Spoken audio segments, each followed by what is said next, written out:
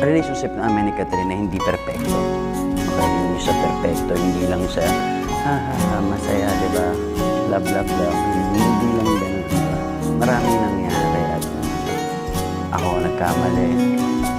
Siya may pagkakamali. Inayos namin pareho. Pinili namin yung love above all, di ba?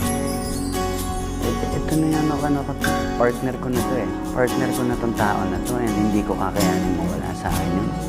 Pero sa akin kasi, alam mo yun, hindi ko na kayang bitawan ng tao to. And dahil sa mga ganung bagay, hindi mo napapansin.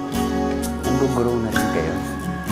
Ang ganda ng companionship. I'm just very lucky na to have her as my partner in life.